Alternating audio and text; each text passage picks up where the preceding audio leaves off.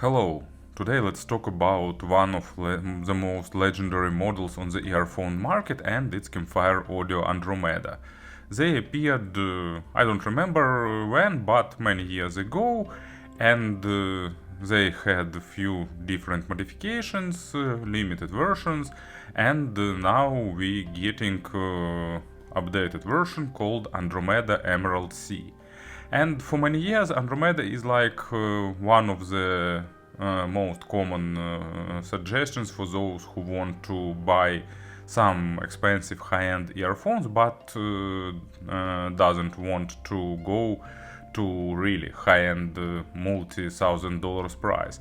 So usually Andromeda costed about $1,200 but updated version received a bit higher price. It's $1,450, and actually it's the reason to think about the inflation last years. It was really high. Anyway, here we're getting totally new actually not sound, but totally new drivers, new acoustic treatment. It's 5 dual diaphragm balanced armatures, new smaller and more ergonomic shells, and updated case and package, so everything is almost brand new. So let's check out how they preserve that legendary status now. Box became bigger. I'm a fan of consistency, but looks like it's the new package that we will be getting, at least with expensive models by Campfire Audio. I've seen this box with trifecta, and it's wooden box with that paper cover. They print some really basic information, but it's definitely super basic. I try to open them as carefully as I can, but still got this bit tear in outer paper. So here, let's move this outer part aside, cardboard, and that wooden flip that goes upside. Here is leather two-sided case with earphones themselves. Oh, nice touch. This bag is now dark green, same as this case. Underneath we're getting yet another hand. I'm still not getting the full idea with these hands, but actually it's some unusual stuff that makes new Campfire Audio model stands out from the rest. So you can put it here,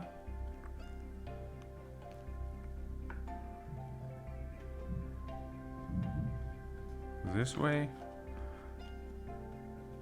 and use it to as a stand for one earpiece. In my opinion, there should be two of them, but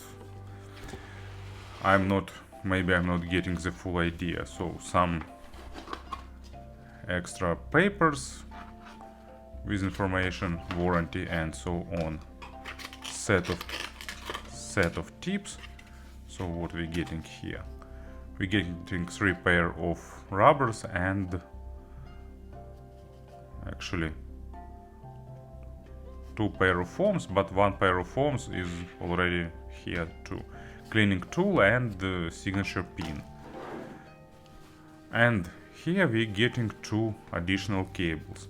So Campfire Audio gives with their model 3 cables with any type of termination. It's balanced 2.5mm and Pentacon 1. So as you can see, accessory set is quite nice and rich, but I still miss a little bit that bag with final audio tips. So let's take them out and see what we've got in terms of design. So they are compact, looks really cool. I like the new shape. It reminds a little bit classical models, but with a bit of different color, more ergonomic, more smooth, more rounded. So fit should be a bit easier, but as you can see, they again using shorter version of spouts compared to the previous models.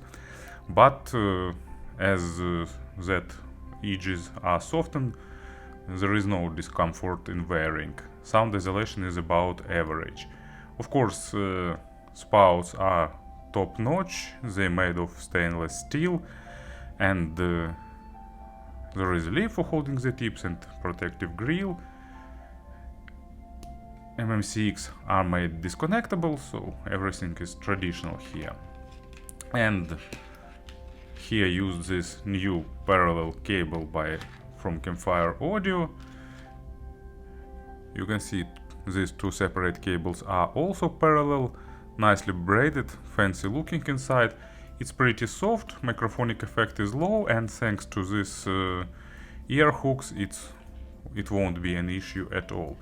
And here it goes to the splitter, and after the splitter it goes like 4 wires in parallel. Pretty wide cable, but at the same time unusually looking and pretty comfortable. And here is traditional 3.5mm jack. So as you can see, in terms of accessories, packaging and all other stuff, everything is really good. And of course about the sound, I gave them about 60 hours of burn-in, and there were slight changes in sound during that process, during first 10 to 15 hours. So if you buy them, you can spend some time, dedicated time to burn in. And the opinions, first early impressions and opinions that appears all over the internet about this model are quite polar.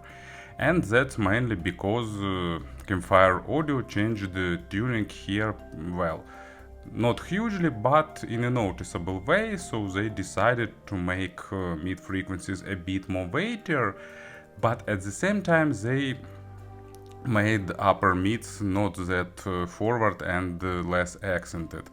So I've read some complaints about this model being veiled, lacking details, but actually let's talk about that when we come to mid frequencies.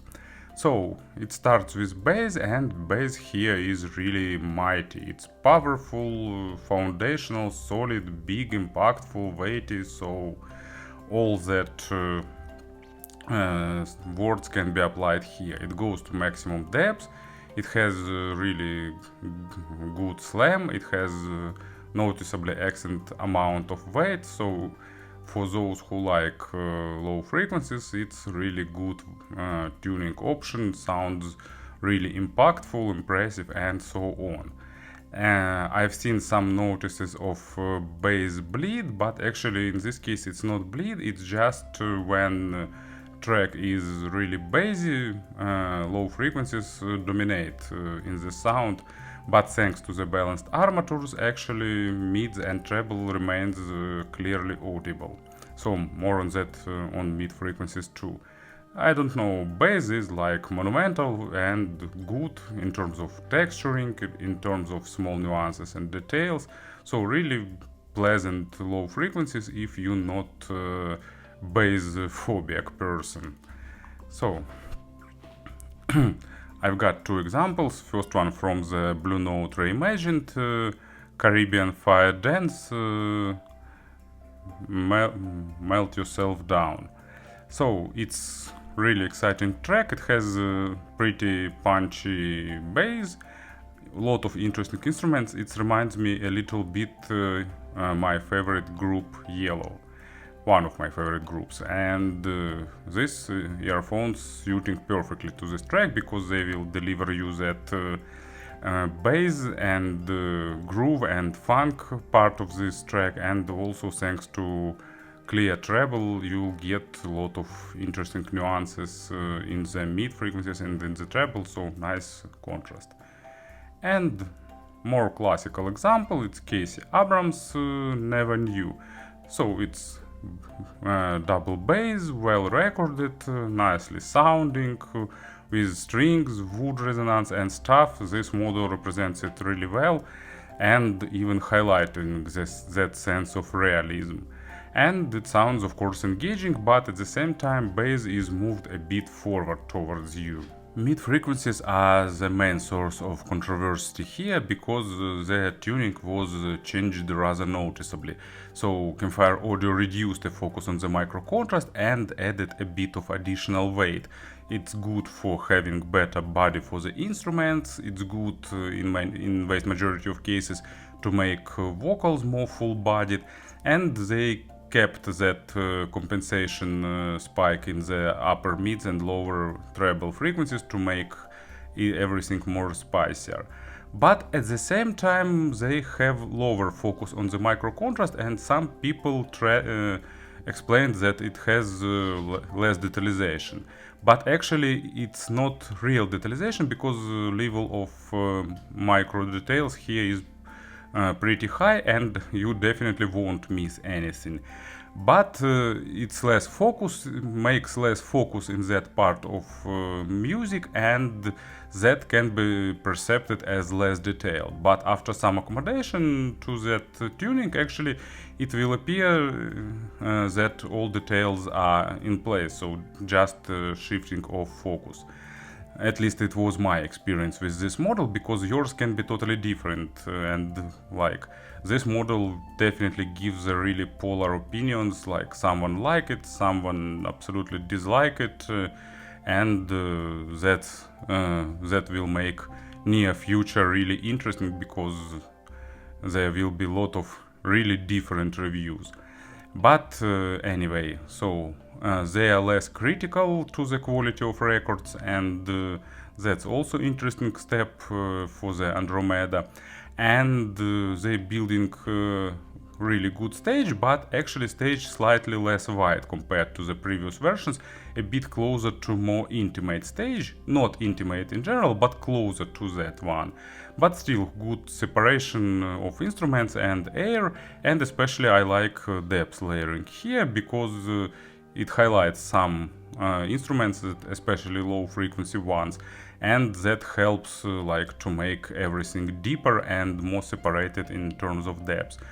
I like also vocals sounding here, and I enjoy this added warmth on many tracks. Actually, one case where I miss it is with really aggressive music, but recently I'm listening less and less to such genres. So, first example, it's Metropolis Part 2, The Dance of Eternity, one of the most famous pieces by Dream Theater, and actually here sometimes I miss a bit of added aggression, but not too much, because thanks to good staging and really great treble performance, I in general enjoy this track's representation. But still, you know, it's all a matter of taste, and I'm just sharing my experience, so I'm not pretending to be golden ear guy who just speak absolute truth. And track where I really like Andromeda representation, it's Peter Gabriel, Red Rain, really great album, interesting arrangements, really interesting work, and actually it's fun how Ultima's interface reconstructs this part of the lower part of the needle by zooming and shifting it. In this track you'll get some deep going drums, really exciting ones, combined with nicely built stage. It will give you really nice sense of immersion, and good treble will highlight all that effects and record quality that you'll get here. Pretty airy and at the same time with fun impact and nice vocals, suiting really well for this track. Treble is actually really good, refined, extended with good separation, great sense of clarity, airness, superb overtone saturation, so they didn't change treble much to my ears, and it was great and it still remains great. And like previous versions of Andromeda, in my opinion, were the cheapest options to experience like really mature treble. This model is a bit more expensive, but still great option to get all that nuances reached and saturated high frequencies. And first example, it's Steven Wilson routine, like lot of percussions, lot of guitars, all recorded really well.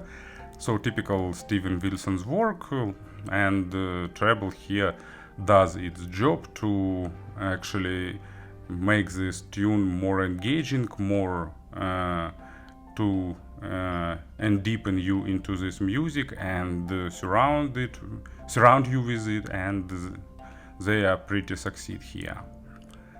And Michael Jackson, Dirty Diana, and really fun track with lot of different percussion, special effects and things that are pretty sparkly and fun, and actually this model plays really well here because it's saturated and rich in terms of treble, but also not being too sharp or too spicy or too hot and so on.